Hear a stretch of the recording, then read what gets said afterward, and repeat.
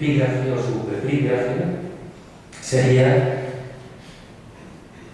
en el marco de la pasión que se abre con el texto de anuncio de Jesús en Betania, según las dos tradiciones, tanto la tradición sinóptica como la tradición joánica. Ahí, con ese texto, es donde se inician los acontecimientos finales de la vida del Señor. Dicho de otro modo, la pasión, la muerte y la resurrección. La principal reliquia que puede documentarse históricamente es el santo vaso de la unción, que según los evangelios apócrifos, la mayor parte de ellos contienen muchísimos elementos no velados y que tampoco van a ser objeto de mi intervención. Pero según ellos, el santo vaso fue regalado por María Santísima a María Magdalena, y del cual se han constatado varios en época tardía, aunque únicamente dos merecen nuestra especial mención o atención. El de la abadía de Becelay, cuyo primer testimonio es del año 1030 y que recibió bula papal de León IX en el año 1050, autentificando las reliquias de Santa María Magdalena, aunque anteriormente fueran atribuidos a Santa María de Betania. Y es que aquí, un pequeño paréntesis, hay una gran confusión desde el punto de vista bíblico, y viene por el texto de la unción que es dispar al que aparece en San Marcos y aparece en San Mateo, de la unción de Jesús, porque el de San Lucas habla de una pecadora. San Marcos y San Mateo no hablan de una pecadora. O sea, hay una interpolación, y por esa interpolación de la pecadora en la tradición se produjo la equivocación de identificar a esa María de Betania con María Magdalena. Y como acabo de decir, ha habido un paso hacia atrás, puesto que realmente la mujer del vaso es María de Betania. Jacobo de Vorágine, en su leyenda áurea, obra fundamental para comprender el origen y la evolución de gran parte de las reliquias, aunque debe tomarse desde un punto de vista historiográfico con la lógica precaución de los cronicores medievales, nos sitúa el origen del santo vaso en el año 771, o sea, en el siglo VIII, año en el que las reliquias de la santa se trasladaron de Aix-Provence a Béziers. El otro santo vaso del que se poseen pruebas documentales serias, aunque también tardías, es el de San Maximino de Provenza, traído de las cruzadas por Carlos II de Nápoles y cuya primera noticia es del año 1279, trasladado a un arca especial por orden de Clemente VII, fue profanado y destruido, con la mayor parte del resto de reliquias en ella contenidas durante la Revolución Francesa. En numerosas iglesias se conservan otros santos vasos, así como innumerables cabellos de la Magdalena, que al igual que las reliquias relacionadas con el Domingo de Ramos, no merecen nada más que la mención en esta ponencia. En el marco de la unción como pórtico del relato de la pasión, en el marco de la última cena. La última cena es uno de los momentos centrales de la vida de Jesucristo en la institución de la Sagrada Eucaristía, de la confirmación y de la orden sacerdotal. Por eso mismo son innumerables las reliquias relacionadas con ella, empezando por el lugar en el que se realizó, el Santo Cenáculo, situado en la parte meridional de Jerusalén e identificado por Santa Elena en el siglo IV.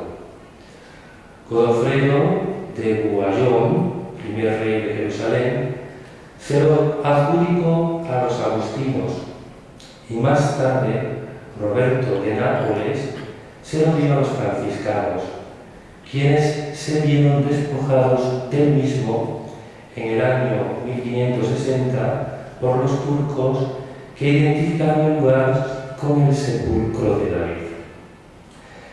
Enumeraré, sin detenerme en exceso, las reliquias principales y más documentadas relacionadas con la cena del Señor. La Santa Mesa, que se conserva en el Vaticano, o la de la Catedral de Sevilla, el Santo Plato, las Santas Toallas de la Catedral de Valencia, del Laterano o de la Catedral de Aquisgrán, o el Santo Asiento. Y me detendré especialmente en dos. La primera, por la especial relación que tiene con nuestra diócesis y que es el Santo Mantel conservado en la Santa Iglesia Catedral de Coria. De lo que creo, si no me equivoco, os habló ayer Ignacio II. Su importancia es indiscutible, ya que es el único que se conserva. Se encuentran pruebas documentales de la ubicación del mismo desde el siglo XIV, cuando fue encontrado en las ruinas de la Catedral Vieja. Se ha especulado sobre su procedencia y relación con la encomienda de Alcoreta de la Orden del Templo de Jerusalén, aunque se trate de una mera hipótesis.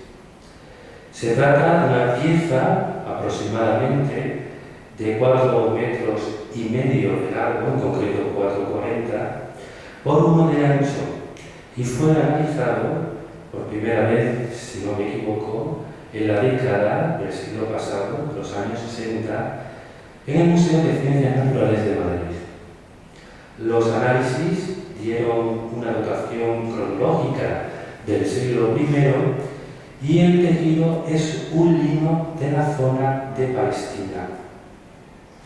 La importancia de la reliquia justifica la construcción del balcón en la catedral, desde donde los obispos lo exponían para pública adoración.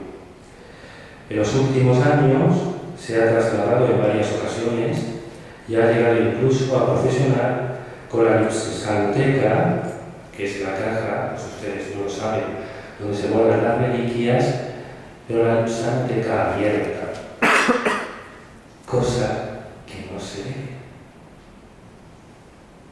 Y es fácil de entender. Mari Carmen asientando la cabeza, porque lógicamente el tejido se puede deteriorar o se puede dañar. La segunda a la que prestamos atención es el Santo Cáliz o Santo Cría, el recipiente en el que, según la tradición, nuestro Señor instituyó la Eucaristía y en el que más tarde, José de Arimatea recogió la preciosísima sangre de Jesucristo. Indudablemente es la reliquia que mayor número de crónicas y relatos ha creado a lo largo de los siglos, además de ser uno de los mejores documentados. Numerosísimos autores proto- y tardomedievales han dedicado gran parte de sus creaciones al Santo Cáliz. Créteil de Troyes, Robert de Boron, Ezecherbat, el ciclo de la Vulgata, San Bernardo, por no hablar de las secuelas neopaganas tan en boga hoy, difundidas a partir de la obra de Malcolm Gladwin. Este señor, aparte de ser historiador, es el que ha suscitado o dio pie con sus libros escritos en la década de los 70 a tantísimas estupideces como las contenidas en los códigos Da Vinci de nuestra era. Numerosos son los santos cálices documentados desde tiempos antiguos y avalados por la tradición que existe.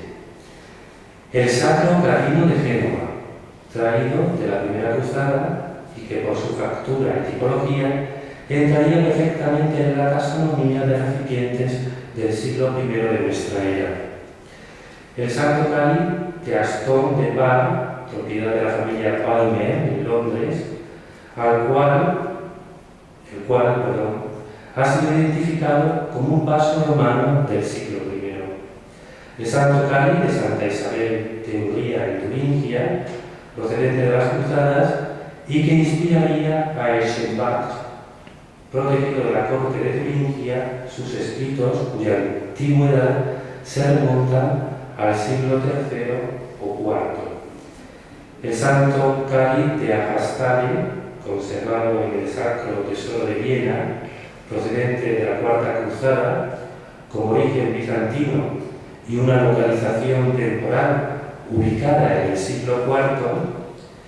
El Santo Cáliz de Ardagh en Dublín, que es una pieza del siglo VIII, o el Santo Vaso de Lanteos, procedente de la abadía de Glastonbury y ampliamente documentado desde la época alto medieval, el cual, desde el cisma anglicano, pertenece a la familia Owen, quien lo conserva en su residencia de Gales y cuya datación ha sido estimada en el 1300.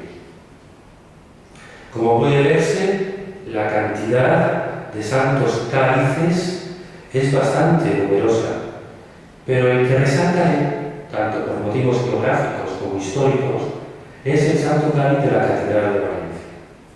Su datación, después del estudio del arqueólogo Antonio Beltrán, un gran estudioso de la arqueología bíblica y de las historias, o mejor dicho, de la historia de las religiones, se sitúa en el siglo I de nuestra era y su factura se identifica como objetos similares procedentes de la zona comprendida entre Egipto y Siria. La tradición nos señala, junto a las pruebas históricas, la autenticidad de la sagrada reliquia, avalada también por documentos, especialmente la crónica del abad Donato del siglo VI, de la que no conservamos el texto original, pero sí una traducción del siglo XVIII conservada en la Biblioteca Nacional de Madrid.